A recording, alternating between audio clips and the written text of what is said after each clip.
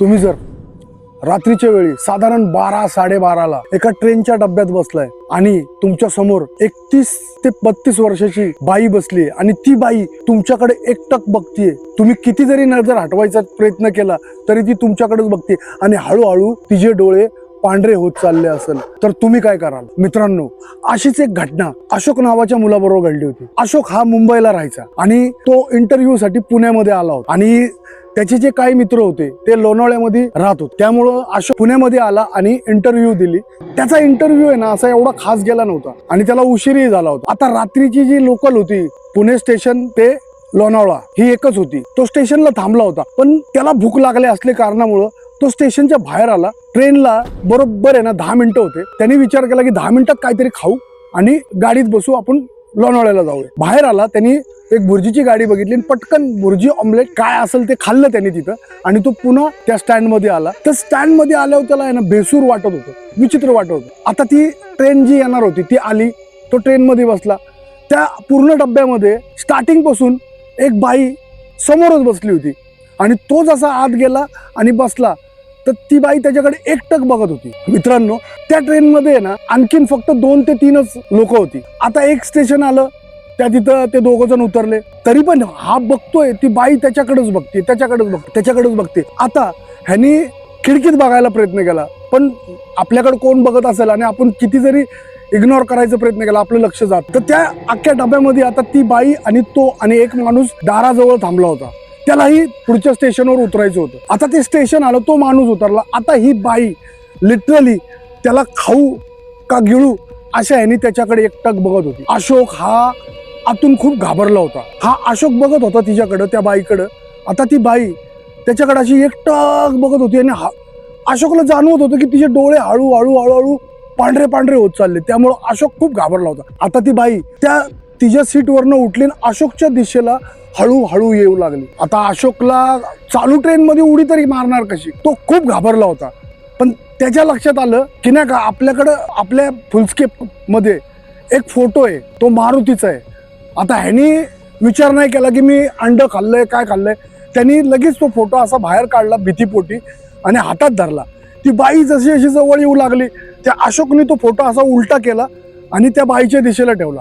आता त्या बाईने तो फोटो बघितला तर ती बाई अशी किंचाळली वगैरे नाही, पण तिचा चेहरा असा एक आपण बोलतो ना राग आल्यागत तसा झाला आणि ती बाई चालू ट्रेन मधनं अशोक समोर तिने बाहेर उडी मारली. मित्रांनो, ही जी घटना घडली होती ही घटना अशोक सोनावणे हा मुंबईला राहणारा मुलगा आहे. तो दहिसरला राहतो. आता तो जॉब वगैरे करतो. पण ज्या वेळेस 1-2 वर्षापूर्वी म्हणजे ही घटना 2024ची आहे, त्यावेळेस तो पुण्यात आला होता आणि त्याच्याबरोबर ही घटना घडली होती. मित्रांनो, ते झाल्यानंतर त्याच्या वडिलांनी, कारण अशोकला आजार पण जाणवत होता, पूर्ण तो असा आजारी पडला होता. त्याच्या वडिलांनी चौकशी केली कारण अशोकनी घरात सांगितलं. तर त्यांना असं कळलं की ती जी शेवटची लोकल आहे, शेवटची ट्रेन आहे, त्या ट्रेन मध्ये भरपूर जणांना ही बाई आहे ना, जिने अशी काळपट कलरची साडी घातली आणि ती जरा अशी उंच आहे. ती बाई भरपूर जणांना दिसलेली आहे आणि ती बाई काही नाही करत, ती अशी लोकांच्या जवळ येते आणि घाबरून ते लोकांना म्हणजे प्रवृत्त करते की ट्रेन मधनं बाहेर उडी मारा. मित्रांनो, ही घटना आहे ना त्या लास्ट लोकलचे जे प्रवासी रेग्युलर जे जॉबवाले त्यांना सगळ्यांना माहिती आहे. त्यामुळे शक्यतो ते ट्रेनची वाट बघत नाही, त्याच्या अगोदर जी ट्रेन भेटेल त्यांनी जातात. मित्रांनो, असे जे रेल्वे स्टँड किंवा रेल्वे ट्रॅक असतात तिथं भरपूर व्यक्तींनी आत्महत्या केलेल्या असतात किंवा त्यांचं मरण झालेलं असतं ऍक्सिडेंटली. तर इथं हे अतृप्त आत्मे ना भटकत असतात आणि अतृप्त आत्मे जे असतात ते आपल्या बरोबर नॉर्मल लोकांना घेऊन जायला प्रयत्न करतात. मित्रांनो, कधी रेल्वे प्लॅटफॉर्मवर रात्रीच्या वेळी एकांतात कधी थांबू नका, कारण तिथं कधी काय होईल याचा नियम नाही. कारण तो ट्रॅकच असा असतो की तिथं भरपूर काय इन्सिडेंट्स घटना घडलेल्या असतात. त्यामुळे शक्यतो नॉनव्हेज खाऊन किंवा वशाट घेऊन नॉनव्हेज घेऊन तुम्ही अशा ट्रेनच्या ठिकाणी किंवा ट्रेननी प्रवास करत असाल तर एकट्यात कधी करू नका. आणि हा जो किस्सा आहे हा किस्सा भरपूर म्हणजे जे जॉब पुण्यामध्ये जॉब करतात, जे रेग्युलर लोणावळ्याला जातात येतात, त्यांना हा त्या बाईचा किस्सा पूर्ण माहिती की ती बाई दिसती. कित्येक वेळा असं झालंय की ती बाई ट्रेनमध्ये बसली आणि लोक तिला बघून अगोदरच उतरलेत, अगोदरच्या स्टॉपला उतरलेत, असं भरपूर लोकांनी तिथल्या सांगितलेलं पण आहे.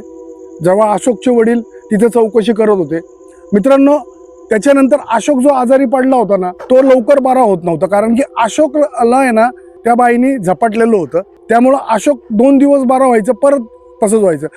भरपूर दिवस असं चाललं होतं, साधारण 1 वर्ष ह्या घटनेला झाले होते. अशोक बरा होत नव्हता. मग काही लोकांनी अशोकच्या वडिलांना सांगितलं की तुम्ही त्याला दाखवा, देवाकडे वगैरे देवाचं वगैरे करा. मग त्यांनी मुंबईमध्येच कोणतरी देवीची भक्ती नव्हती, जी देवीचं का बघायची, त्या बाईकडे नेलं. आणि त्या बाईने सांगितलं की ती बाई तिथनं तर गेली, पण हा तिच्याकडे डोळ्यात बघत होता. तिने डोळ्याच्या मार्गाने याच्या अंगात प्रवेश केलाय, त्याच्यामुळं हा त्या बाईच्या पूर्ण नाही का जालमध्ये अडकलाय. मग त्यांनी काय ते उतारे वगैरे करतात, जे काय उतारे टाकतात, काय काय काय काय ते केलं. त्याच्यानंतर अशोक बरा झाला. त्याची फॅमिली खूप चांगली आहे. तो सांगताना असं सांगतो की सर, आठवला तरी तो किस्सा आहे ना, तो 1 वर्ष एवढं भीतीदायक होतं की मला घरामध्ये पण वाटायचं की मी कोण माझ्याकडे बघतंय, ती बाई माझ्या शेजारी. अशाच मिस्टिरियस, हॉन्टेड, हिस्टॉरिकल घटना पाहण्यासाठी तुम्ही आमच्या चॅनलला नक्की सबस्क्राईब करा. आणि हां, तुमच्याबरोबर, तुमच्या फॅमिलीबरोबर कोणाबरोबरही अशा काही घटना घडल्या असेल तर तुम्ही आम्हाला पाठवा, आम्ही नक्कीच पब्लिश करू. डिस्क्रिप्शन बॉक्समध्ये माझी इंस्टाग्रामची लिंक आहे, त्याच्यावर तुम्ही आम्हाला पाठवा, आम्ही नक्कीच पब्लिश करू. आणि हो मित्रांनो, हा व्हिडिओ कसा वाटला हे तुम्ही आम्हाला कमेंट बॉक्समध्ये नक्की कळवा. धन्यवाद.